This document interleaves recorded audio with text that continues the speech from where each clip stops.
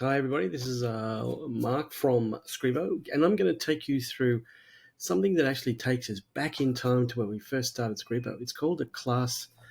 Well, let's get it right. It's called a class writing analysis. So just put yourself back in the classroom. You've got 30 students all writing something. You've got individual feedback happening. You've got individual rubric marking happening. You've got everything happening at a class level where you can skip down the students, see all the students, look at their work. If it's handwriting that's come through, you can look at the handwriting that's come through. There's lots of things you can do with a student about a student. There's also some great stuff you can do with the class and about the class.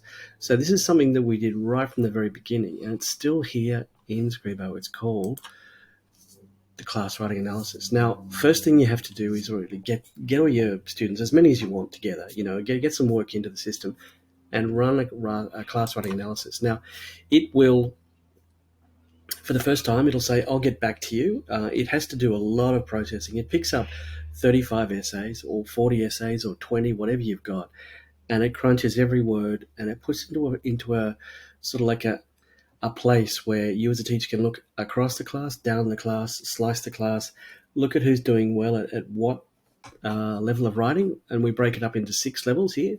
So it's really cool. So the first thing you'll do is get your class writing. If it's handwriting, it comes into Scribo as digital, and then from digital, it comes into the class writing analysis, and away we go. So we do some overview work. Now, just leave the feedback out of it for a moment because that's something else that comes through once you start building feedback. But if we're looking at topic, okay, what we do is we create this class panel report. Now, on the left-hand side, you've got a like a revolving list of names.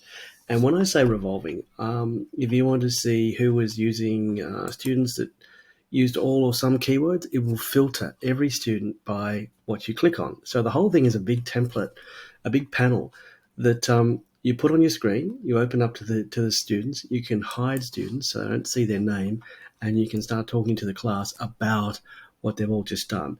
So we do sentiment analysis. We do median score versus, this is it's a cluster of writing levels that are in the class. So they come from 8.2 down to 3.4.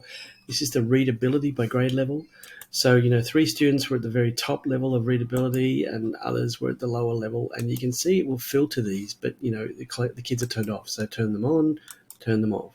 So as you move through this report, you can go down to cohesion, and you can see the most common cohesive words. Well, surprise, no surprises here, it's and. But you get to see all of the different cohesives that have been used and some alternatives that the students could have used. So you can talk through, these are teachable moments.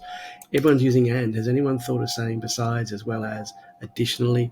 Like, these are the contexts that you can start talking about with students in class. If you want to see and some examples of and, here are some great examples of and. And here are some alternatives that could have fitted into that context there. So it's very strong and powerful in terms of being a teaching panel for the teaching moment that you might find yourself in. If you want to congratulate the use of consequently or granted, these cohesives are the advanced ones, and they're cool, and here are some other alternatives we could talk through. So it's a teaching moment. It's a panel board. Put it on the projector. It's the best thing you can do, really. And you don't have to read 35 essays to collate this yourself. That's the most important thing. So we go on from cohesion to paragraphs. Paragraphs, we talk about the length of paragraphs. We talk about the word choices in paragraphs. High variety of word choices, low variety of word choices. We can even grab some examples from the students' work, okay? And this is where it gets a bit fun because someone will always admit, yeah, that's me, I said that. It's an example of the work coming from your class, so you can talk to it as a teacher. You could grab that with a copy, put it into a Google Doc, give it to everybody and say, okay, well, we're going to rewrite this. So there's no limit to your imagination. There's no limit to what you can do with this either. So you work with it for what it is. It's representing what's coming off the floor in your classroom back to you, and it moves you through a whole range of things. Some of the fun things you can do are look at the most common nouns that we used, okay? the most common adverbs that we use, the prepositions that we used, and the people and places that we used.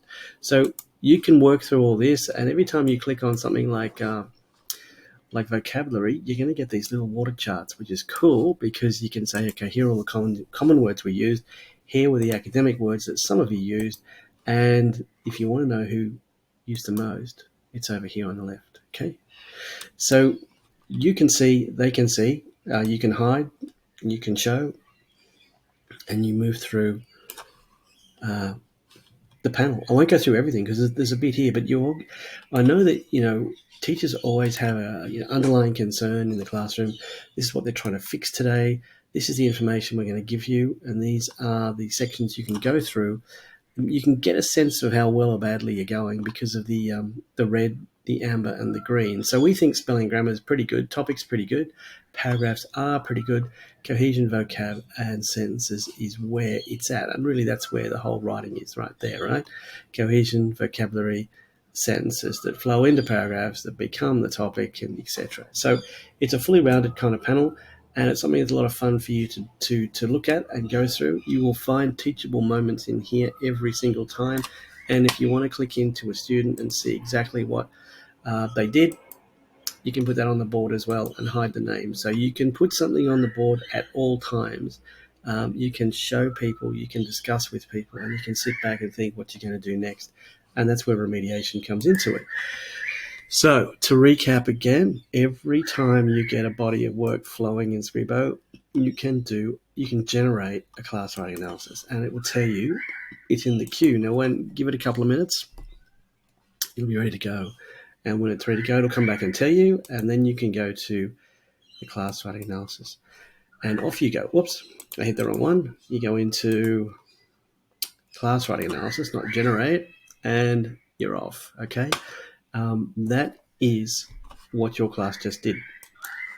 Now, there's one other cool thing I wanted to mention while I'm here, is this growth monitoring report. So every activity also has got this really cool growth monitoring report where you can check against any other assignment you've done. So, like with like or whatever, it shows movement per student in elements of their writing, okay? So the best improvement, Harry, his spelling went up, his grammar went up, and his punctuation went up. So you can always get a fix on where your students are, what they've been doing across all activities, and all students in all their classes. So you can look across the entire framework of classes that students are in. So again, have a look through that report. It's a lot of fun to get instant sort of feedback on this stuff as you're going through. But they're the two things that I think round out, on one side of Scribo, we've got a very strong student connection where teachers can see into students individually very, very precisely. But across the class is still important. You're still teaching to 35 students. So knowing where to direct your teaching with the best payback is really of high value for a teacher. And that's something that you get through the class writing analysis. I'm sure you'll enjoy that. The first thing we did in Scribo was this. So it's been with us for a long time, and we did a really good job. So I hope you get in there and you enjoy it. And I look forward to talking to you in the next video. Bye for now.